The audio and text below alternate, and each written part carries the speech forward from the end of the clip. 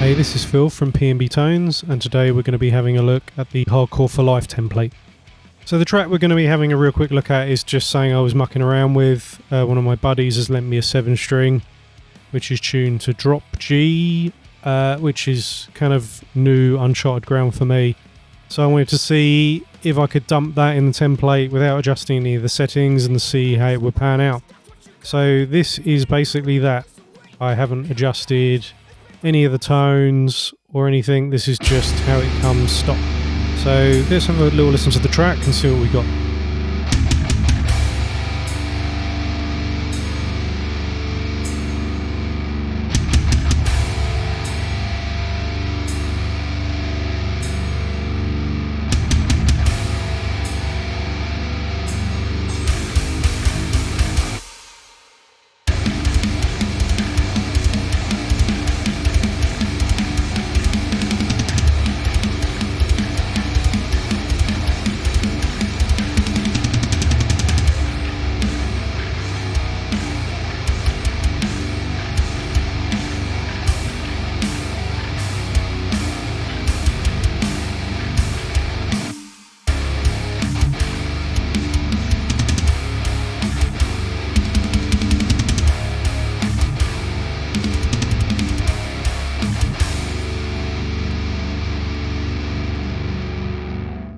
Cool, so yeah, there's nothing altered to any of the presets within the template there, that's just as it is. So we'll just have a real quick scoot through what you get with a template and what's doing what. So we're going to start with the bass at the top here. So if I click on the effects tab, we've got the TSE bod here, that's doing quite a lot of the heavy lifting with the drive all the way up.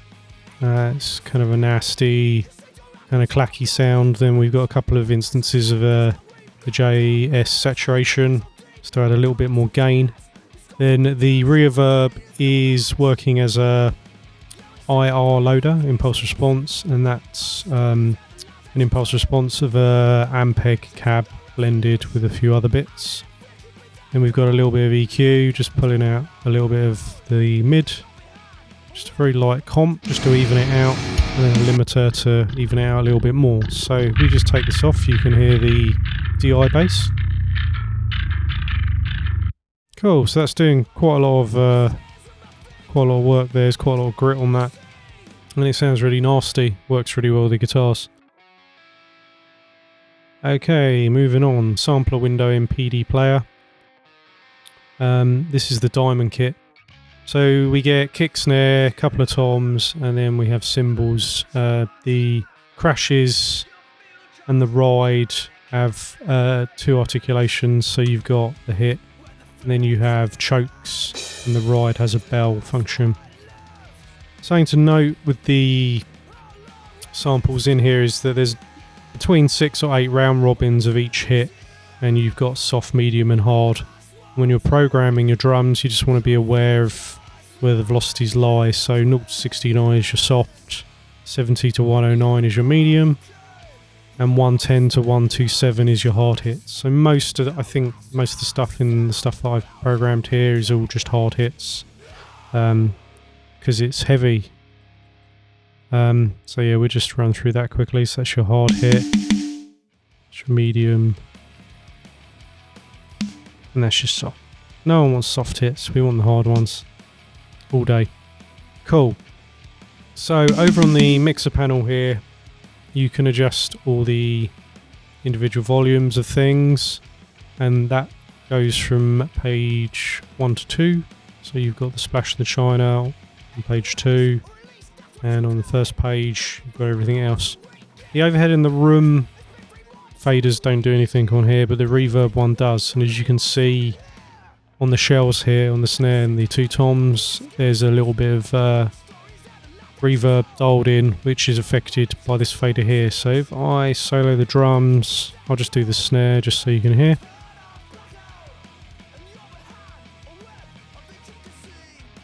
And we turn the master fader up. So yeah, that's your reverb send. At the minute, this is set up stock just to come out the left right. As you can see here, it says out 1 2, out 1 2. But what you can do in Reaper is you can right click on Perfect Drums, and you can go down to build multi-channel routing for output of selected effects. Click on there, and then it will ask you if you want to add these sends. If you click on yes, you can then route snare to 3-4, and so on and so on. I normally group mine, so I have the kick on 1 and 2, the snare on 3 and 4, the toms on 5 and 6, and so on and so on. So that's one way of doing that. It's quite a cool little feature in Reaper. You can do it in all DAWs, it's just super quick in here. The guitars are just as they were. I have changed two things in here just to note.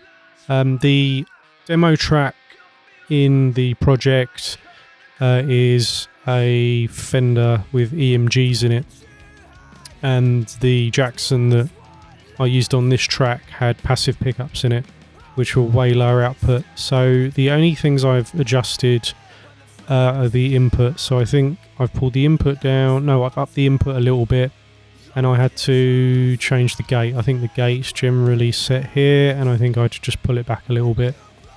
They're the only two things I've adjusted. So if we just solo the guitars, this is what we get.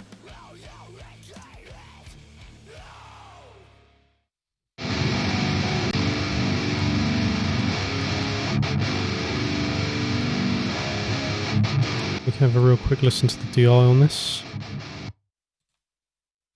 So here's the DI.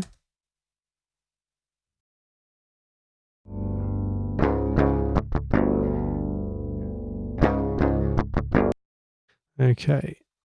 The guitar channels, the left right, are exactly the same. There's just the amped routes that you would have downloaded, and there's just a rear EQ doing a little bit of work. It's just kind of sculpting a little bit of the mid out and kind of upping the presence, cutting a little bit of the low and the high end off. So if I play the amp sim without the EQ, you can hear what it's doing.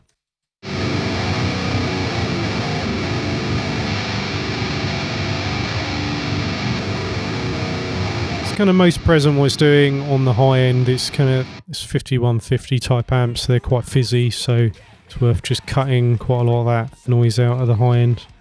The only other thing is the master out. There's a little bit of compression. There's an EQ here, just brightening it up, and a limiter.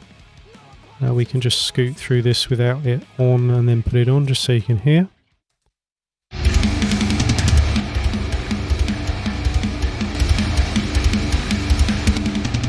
And in actual fact, with this track, you could select all these and bring everything up a little bit to get a little bit more level out of it. You've got to be a bit careful because it starts sounding a bit squashy.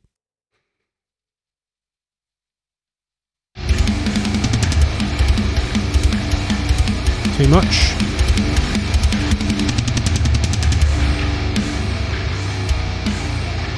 Cool. So there we go. That's the Hardcore for Life template. Thanks for tuning in.